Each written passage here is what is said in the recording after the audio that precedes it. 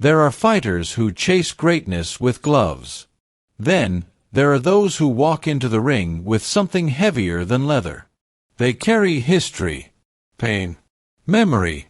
Some carry an entire nation's expectations, hopes, and vengeance on their shoulders. In May of 2024, Naoya Inoue stepped into the Tokyo Dome with all of that. Carrying more than just his championship belts, he was carrying justice. This wasn't just another title defense.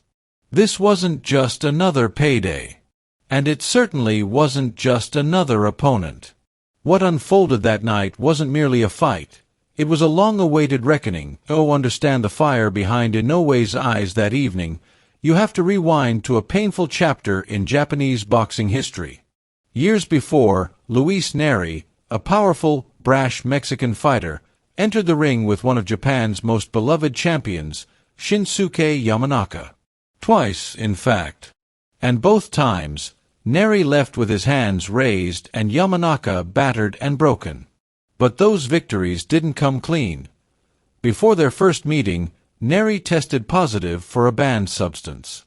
Zilpaterol, a drug that increases muscle mass, was found in his system. It didn't stop the fight. He went on to destroy Yamanaka anyway. Fans were outraged. But there was still a rematch. Redemption was still possible, or so they thought, and the second bout, Nery showed up and missed weight by over 5 pounds. Again, the fight proceeded. Again, he beat Yamanaka. And again, controversy overshadowed everything. The image of a drained, helpless Yamanaka being stopped for the second time by a man who seemed to play by his own rules cut deep in the heart of Japanese boxing. It wasn't just 2 losses. It was betrayal. And it was personal. For Inoue, the betrayal was closer than most realized. He wasn't just a fan of Yamanaka, he was a friend. He'd trained with him, admired him, and witnessed firsthand the discipline and dedication that built Yamanaka's legacy. To see him undone, not just once but twice, by a man the Japanese public viewed as a cheat, it was a wound that never truly healed. When it was announced that Nery would return to Japan, this time to face Naoya Inoue for the undisputed super bantamweight title, it didn't feel like a boxing promotion. It felt like a national trial. Nery came into the bout with a formidable record, 35 wins, 1 loss, and an 80% knockout rate. He wasn't just a tough opponent, he was dangerous, vicious, southpaw, quick. He had everything needed to upset a champion. And he had nothing to lose.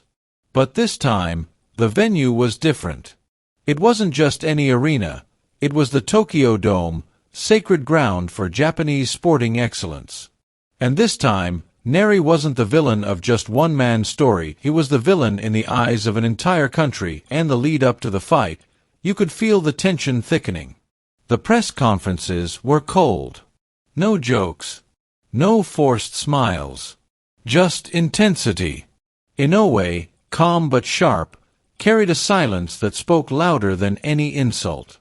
Nery, defiant as ever, wore his usual grin. But even he seemed to recognize that this wasn't going to be like his past fights. The Tokyo Dome was not going to welcome him. And they didn't. When he stepped into the ring that night, the Mexican was met with a thunderous wall of boos, curses, and cold stares. A few fans even raised their middle fingers. It was the rawest energy Japanese boxing had seen in years. The air wasn't electric, it was volcanic.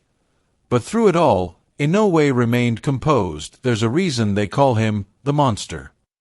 Not because he's loud. Not because he talks trash.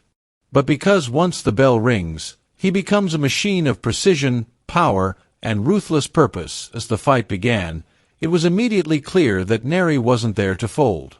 He wasn't overwhelmed by the noise, the tension, or the magnitude. He came to fight. And shockingly, it was Nery who struck the first major blow. Midway through the early rounds, a blistering left hook from Nery landed flush on Inoue's jaw. For the first time in his professional career, Naoya Inoue hit the canvas.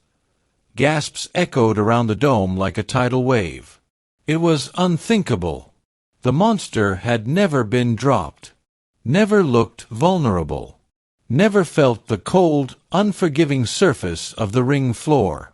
But now, for a moment, Japan stood still.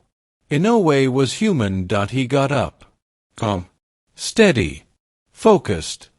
There was no panic in his corner. No chaos. Just a deep breath, and something new in his eyes. Something darker. Something sharper. If Nery thought that Knockdown had cracked the monster, he was mistaken. It had awakened him. What happened next was the kind of drama you don't see often in sports. It wasn't a comeback. It was a retribution. Inoue, rather than retreating or becoming cautious, pressed forward. He began cutting off the ring, cornering Nery, and unleashing combinations with surgical fury. His timing sharpened with every minute. He began to read Nery's movement, slipping punches by inches and returning fire with speed that didn't seem human. His jab became a battering ram. His right hand, a sledgehammer. The crowd, once silenced, now began to erupt with each exchange. They saw their champion evolve in real time, not just surviving, but dominating. The knockdown didn't shake his confidence. It confirmed it. Inoue didn't just win the next few rounds, he took control of the ring like a conductor commanding an orchestra. Nery, for all his strength, started to look uncomfortable.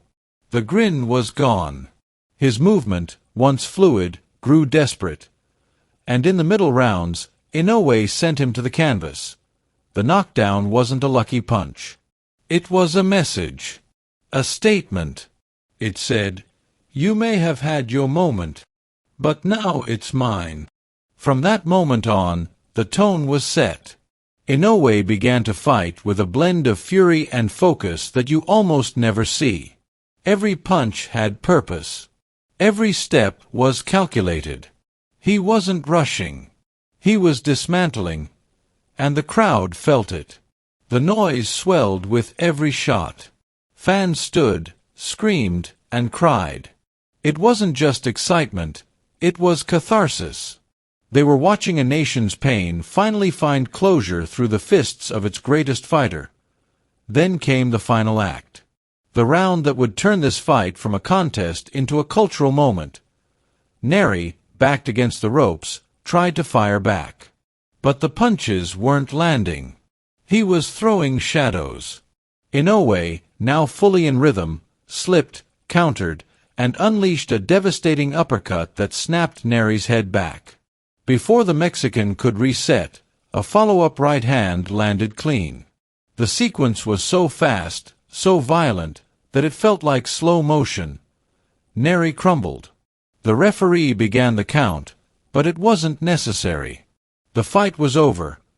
Luis Nery, the man who had humiliated a Japanese hero years ago, was now laid flat by the hands of another. The Tokyo Dome exploded, not in celebration, but in release. It was like the collective soul of Japanese boxing had taken a breath it had been holding for years.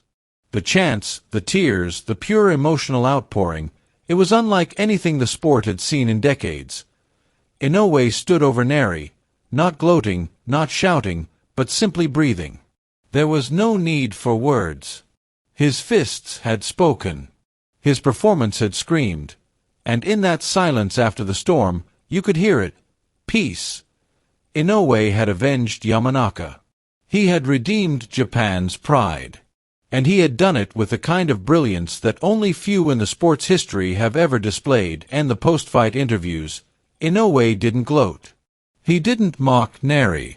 Instead, with the same humility he's known for, he admitted that yes, he had been motivated by Nery's past. By the way he treated Yamanaka. By the scars he left on Japanese boxing.